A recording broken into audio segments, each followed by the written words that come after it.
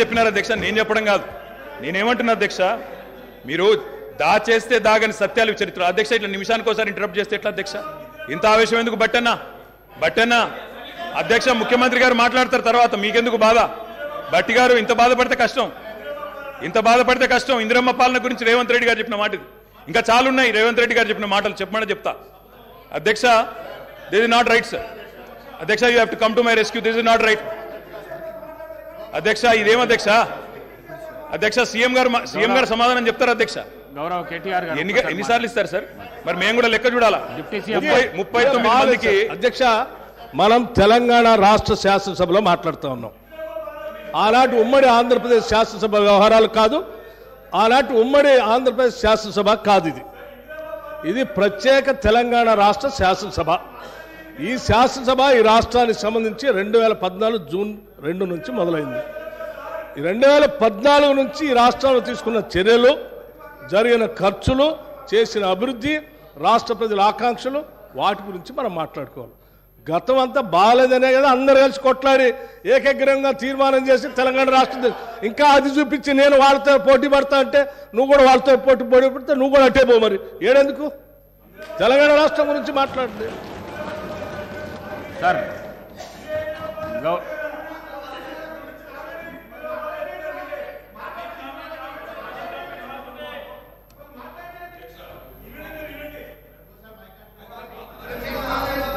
అధ్యక్ష మాట్లాడండి అధ్యక్ష. ఇందిరమ్మ పాలన అంటే 84 వరకు ఇందిరమ్మ పాలన ఉండే సార్. మరి ఇందిరమ్మ రాజ్యం తెచ్చినాం ఇందిరమ్మ పాలన తెచ్చినాం అంటే మరి ఇందిరమ్మ పాలన గుర్తు చేయాలి కదా సార్.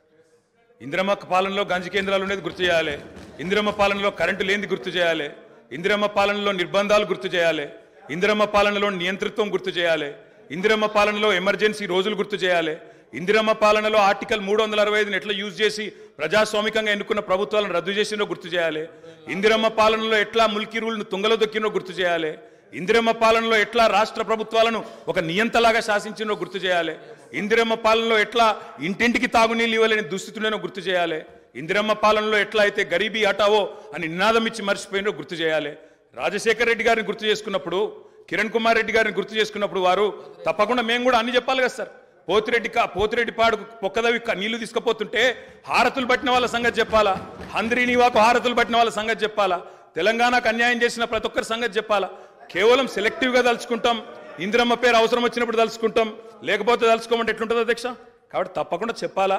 చరిత్ర అనేది దాస్తే దాగేది కాదు అధ్యక్ష. ప్రగతి భవన్కు పోయి అక్కడ కేసీఆర్ గారి పేరు మీద మట్టి పూయంగానే చరిత్ర మరుగున పడిపోదు అధ్యక్ష.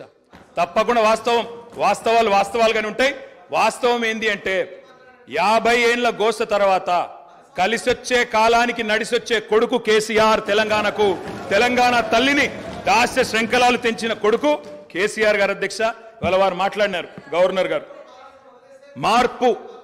మార్పు మొదలైంది, నిర్బంధం పోయింది అన్నారు. అవును అధ్యక్ష, మార్పు మొదలైంది, నిర్బంధం పోయింది. ఎప్పుడు పోయింది అధ్యక్ష నిర్బంధం? జూన్ 2, 2014 నాడు దాస్య శృంఖలాల నుంచి శ్రీశ్రీ గారు చెప్పినారు అధ్యక్ష, బానిసకొక బానిస అని. దరిద్రం ఏంటంటే అధ్యక్ష, దరిద్రం ఏంటంటే గతంలో మనల్ని పీడించిన వాళ్ళు పోయినారు, కానీ వాళ్ళ పేర్లు తలుచుకునే వాళ్ళు ఇంకా అక్కడే ఉన్నారు అధ్యక్ష. అది బానిసకొక బానిస అంటే కదా అధ్యక్ష. ఇంకొక మాట చెప్పాలి అధ్యక్ష. ఈరోజు గత 10 ఏళ్ళని మాట్లాడుతున్నాను, చెప్తాం అధ్యక్ష. విద్యుత్ సంస్థల గురించి చెప్తాను, ఇంకా చాలా విషయాలు చెప్తాను. మధ్యలో వారే ఇప్పుడు ఒక 15 నిమిషాలు డిస్టర్బ్ చేశారు, మీరు లెక్క రాసుకోవాలి. మీరు కూడా మేము 39 మంది ఉన్నాం, వాళ్ళు 64 మంది ఉన్నారు, మిడిసిపడుతున్నారు అధ్యక్ష. ఎంత అధ్యక్ష తేడా? 1.85% ఓటు మాత్రమే. 1.85% అధ్యక్ష. ఈ రకమైన మిడిసిపాటు మంచిది కాదు. గౌరవ కేటీఆర్ గారు, సబ్జెక్ట్ డీవియేషన్ కాకుండా నేనేం అవ్వలేదు సార్, ఆయన చెప్పిన దానికే చెప్తున్నా. మిమ్మల్ని అక్కడ కూర్చోబెట్టారు అంటే చెప్తున్నా అధ్యక్ష. ఎక్కువ తేడా ఏం లేదు సార్, మిడిసిపాటు వద్దని చెప్తున్నా సార్. ప్రజాస్వామిక స్ఫూర్తి అర్థము అవగాహన కాదు. మనం ప్రయత్నం చేసినా కూడా వారు తెలుసుకునే ప్రయత్నం చేయరు. ప్రజాస్వామ్యంలో 49కి 0 వాల్యూ ఉంటుంది, 51కి 100% వాల్యూ ఉంటుంది. ఎందుకంటే 51% ఓట్లు 51% నెంబర్ ఉన్న వాళ్ళు ప్రభుత్వాన్ని ఏర్పాటు చేస్తారు. 49% ఉన్నవాళ్ళు ప్రతిపక్షంగా కూర్చొని ప్రభుత్వం తీసుకునే పరిపాలనలో నిర్ణయాలను శాసనాలను సహేతుకంగా విశ్లేషించి సలహాలు సూచనలు ఇస్తారు. సలహాలు సూచనలు ఒకవేళ ప్రభుత్వము పెడచెవిన పెడితే నిరసనలు ధర్నాలు రాస్తారోకలు చేస్తారు. అవసరమైతే ఆమరణ నిరాహార దీక్షలు చేసిన కూడా సందర్భాలు ఉన్నాయి.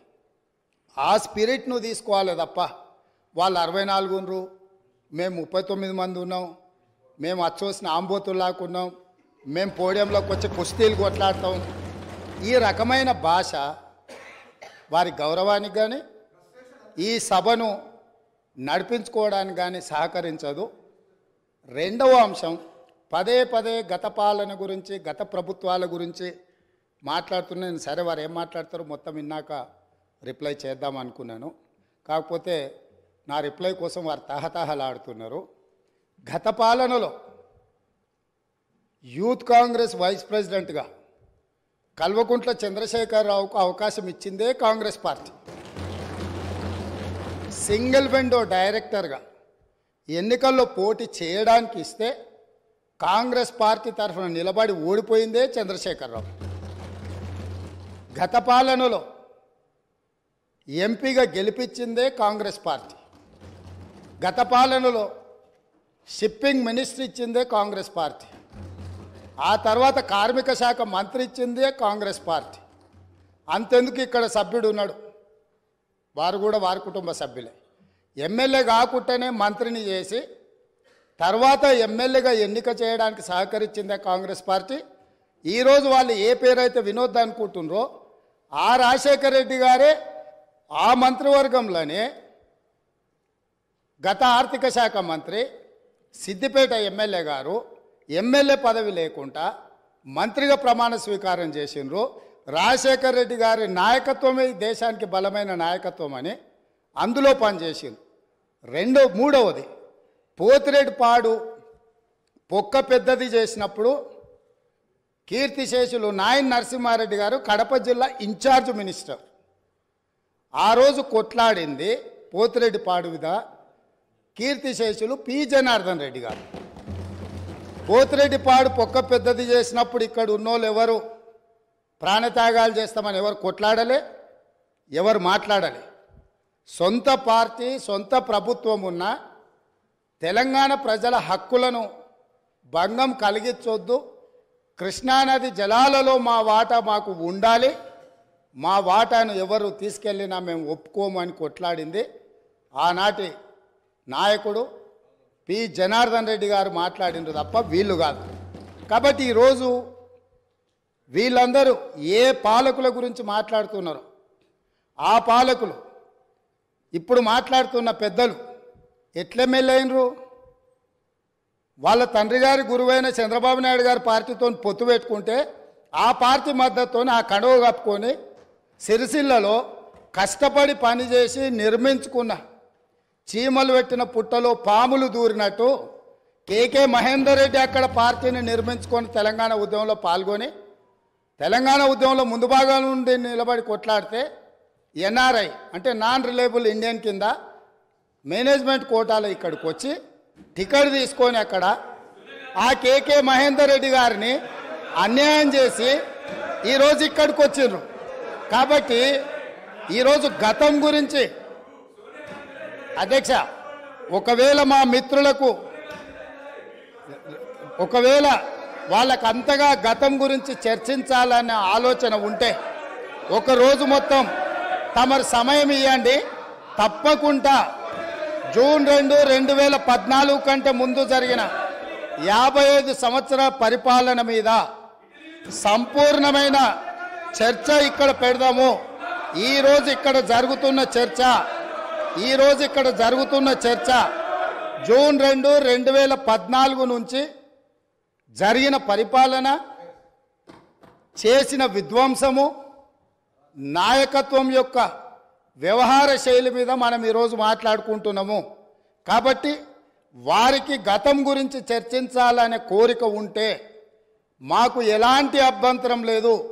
గతంలో జరిగిన పరిపాలనలో ఇక్కడున్న వాళ్ళకి చాలామందికి పాత్ర లేకపోవచ్చు, కానీ అక్కడున్న వాళ్ళకు చాలామందికి పాత్ర ఉంది. ప్రత్యక్షంగా మంత్రులు చేసిండ్రు. అక్కడున్న నాగేందర్ గారు, ఆ పక్కనున్న శ్రీనివాస్ యాదవ్ గారు, ఆ పక్కనున్న హరీష్ రావు గారు, అక్కడున్న కడియం శ్రీహరి గారు, ఆ పక్కనున్న పోచారం శ్రీనివాసరెడ్డి గారు, ఆ పక్కనున్న గంగుల కమలాకర్ గారు, అన్ని పేర్లు మొత్తం అన్ని లిస్టు చదువుతా. వీళ్ళందరూ కూడా ఈరోజు వారు ఏదైతే పాపాలు జరిగినాయి అంటుండ్రో ఆ పాపాలలో సంపూర్ణమైన భాగస్వామ్యం వాళ్ళదే ఉన్నది. వరంగల్ ప్రాంతంలో జరిగిన ఎన్కౌంటర్లకు ఎవరి కారణమని చర్చ ఉంది అధ్యక్ష? ఈరోజు వారే మాట్లాడుతున్నారు.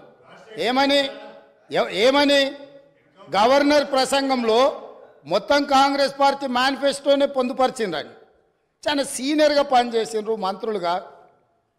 గవర్నర్ గారి ప్రసంగము పార్టీ యొక్క ఎన్నికల మేనిఫెస్టోను మంత్రివర్గంలో చర్చించి మా ప్రభుత్వం యొక్క భవిష్యత్ కార్యాచరణను మంత్రివర్గం ఆమోదం చేసిన తర్వాతనే గవర్నర్ గారు ప్రసంగిస్తారు.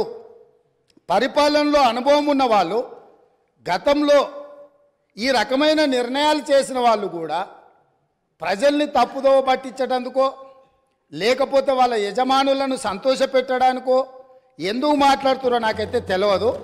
నేను సభ్యుడికి సూచన చేస్తున్నా. నేను చాలా విషయాలు ప్రస్తావించిన, తప్పకుండా సావధానంగా 5 సంవత్సరాలు సమయం ఉంది. సంపూర్ణంగా ఎక్స్రే తీసినట్టుగా ఎక్కడెక్కడ ఏమేమి ఉన్నాయో అన్నిటిని వివరిస్తాం. మా ఆర్థిక మంత్రి గారు, డిప్యూటీ సీఎం గారు జరిగిన విధ్వంసం ఏంది, ఆర్థిక నేరం ఏంది, అన్ని విషయాలు ఈ సభలోనే తమరి అనుమతి తీసుకొని చర్చకు పెట్టి వాటన్నిటిని విశ్లేషిద్దాం. మేము సిద్ధంగా ఉన్నాం. సంవయనం పాటించి ఈరోజు గవర్నర్ గారి ప్రసంగానికి సంబంధించిన మీకు మనసు ఉంటే, తెలంగాణను అభివృద్ధి చేసుకోవాలన్న ఆలోచన ఉంటే అభినందిస్తూ మీరు ముందుకు రండి. లేదు మేము ఇట్లనే ఉంటామంటే పిల్లి శాపనార్థాలకు ఉట్లు తెగిపడవు. ఈ శాపనార్థాలు పెడుతూనే ఉంటారు జీవితకాలం. కాబట్టి దయచేసి ప్రతిపక్షానికి నేను సూచన చేస్తున్నా, మేము పాలకపక్షంగా మా విజన్ డాక్యుమెంటుని సభలో పెడుతున్నాం. మీరు సలహాలు సూచనలు ఇవ్వండి. సహేతుకమైన సలహాలు సూచనలకు ఎప్పుడు మేము సిద్ధంగా ఉన్నాము. ఎందుకంటే ప్రతిపక్షాలను గౌరవించడం అనే సాంప్రదాయం కాంగ్రెస్ పార్టీకి మొదటి నుంచి ఉంది, ఇప్పుడు కూడా ఉంది. ఆ సాంప్రదాయాన్ని కొనసాగిస్తామని మీ ద్వారా వారికి తెలియజేయదలుచుకున్నాం.